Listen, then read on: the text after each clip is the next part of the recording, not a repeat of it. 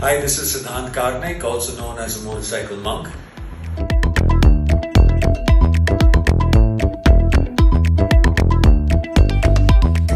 Truthfully speaking, every time I get on the motorcycle and head out on a trip, I always have some amazing experiences. A chai wala, man, these chai walas, no, they always do some epic stuff. And that obviously intrigued me, so I pulled up to the side, waved hello to him, asked him if he'd like to have some chai. That chai on the road is a great conversation starter and an icebreaker.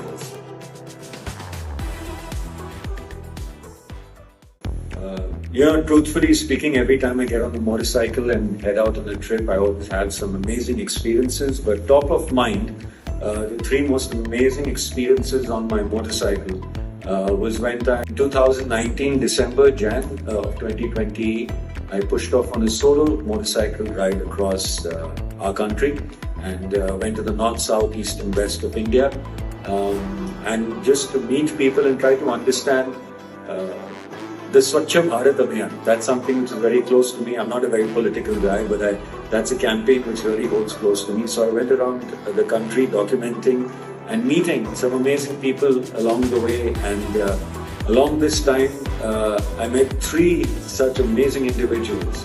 The first one was this guy I saw while I was riding somewhere close to UP border across Lucknow early in the morning.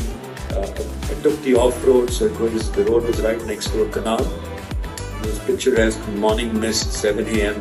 The ferns coming out, and in the distance I see an object traveling taller than me. Now I'm pretty tall, and when I say that, one of the techniques to ride my motorcycle, the AK-47, that's the name of my motorcycle. It's an adventure motorcycle, and you kind of ride it off-road standing up. So the bike's about 5 feet tall and I'm 6 feet on top, so that's a good 11 feet when I'm standing straight and riding.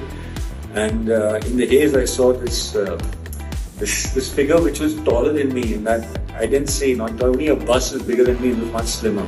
And I pulled up next to this object, and as I was riding behind it, I realized that it was a man who was on a cycle, but he was on a double-decker cycle. And I quickly kind of flagged him down and,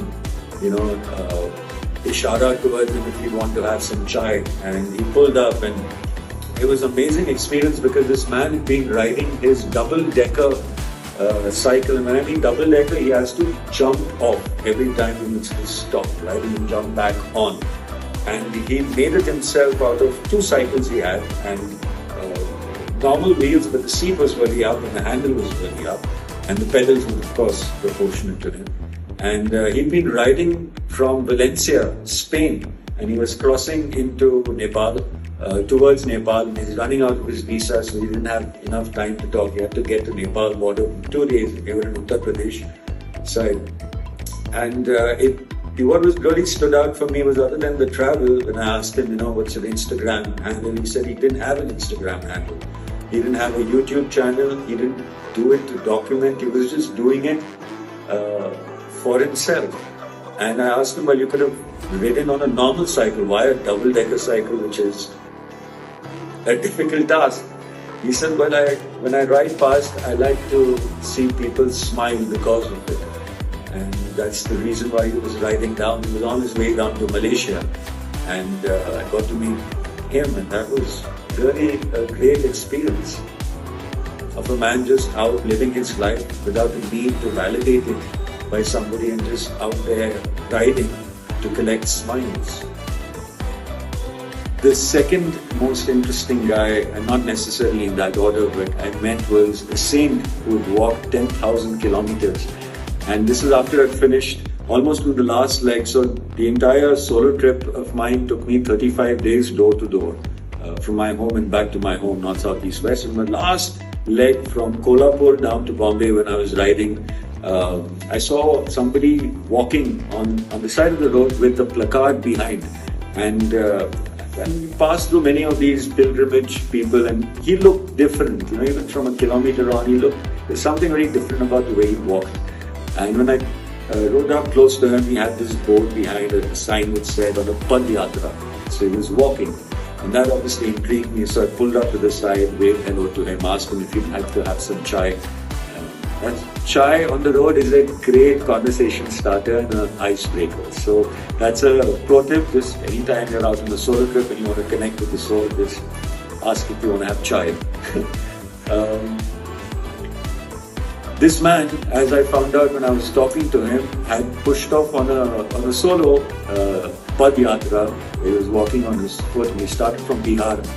And 8 months on and he was down in Kolhapur. And when I spoke to him about his journey, I found out that he and I had mapped the same route from, we'd gone towards Himachal, Oli side, and then come down towards Dibrugarh, Assam, and rode down to Tamil Nadu. And he'd taken sort of similar, the same route. And it had taken me 35, that was the 34th day, and it had been 8 months for him. And the contrast in how much I had invested to do the same journey, and I got a great motorcycle, got full gear. This is the suit that I was wearing. This is my winter suit, traveling suit, and boots. And here in contrast, this man in simple cotton clothes, dhoti, and floaters. That was his footwear. And we'd gone on the same journey in different modes. But I realized after talking to him that this man was constantly smiling. There was not an iota of any kind of suffering or misery in this man, not just with respect to the route that he'd taken, but just generally in life, and how the spirituality of travel had really engulfed a sense of peace in him. And it was lovely to share a moment with him in the sugarcane field. We spoke and he taught me so many things about life and travel. Again, a very interesting Baba I met across. The third most interesting human I met on the road was on the border of Gujarat and Rajasthan, and a chai wala. Man, these chai walas, no, they always do some epic stuff. I pulled up, I was tired of the day's riding and I needed to rest, I was sleepy. So I pulled up at this little chai stall in the middle of nowhere, and he had a nice khatia, that jute ka rassi wala khatia. Oh, it looked so inviting.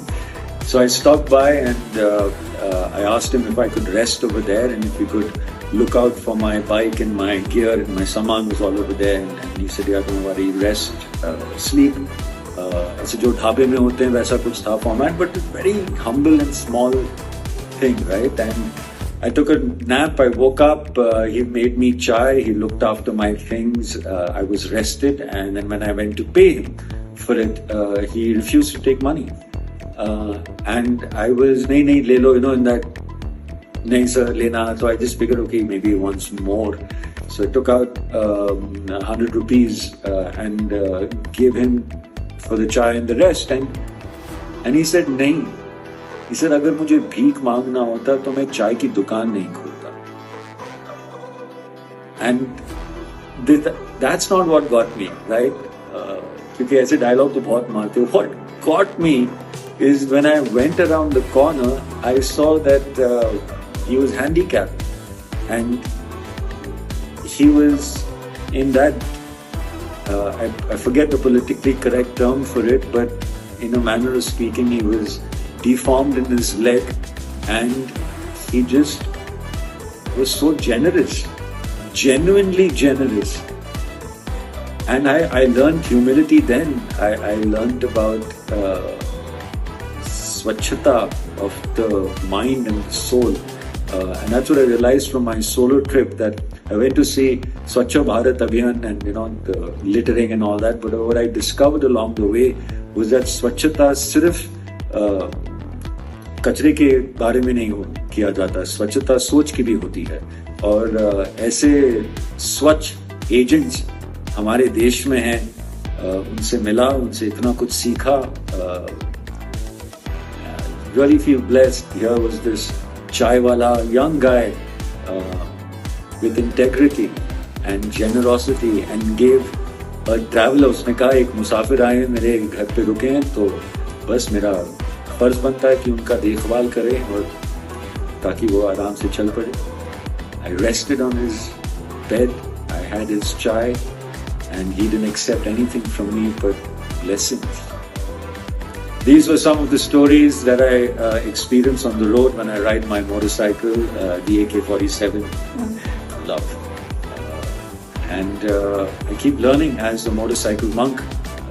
People misconstrue the motorcycle monk as somebody who's there to preach. I'm not there to preach. As a monk, I'm there to learn. And these are the wise wizards that I do learn from. And that's why I continue to ride my motorcycle. This is Siddhant Karnick, also known as a motorcycle monk. You can read my exclusive interview on #magazine.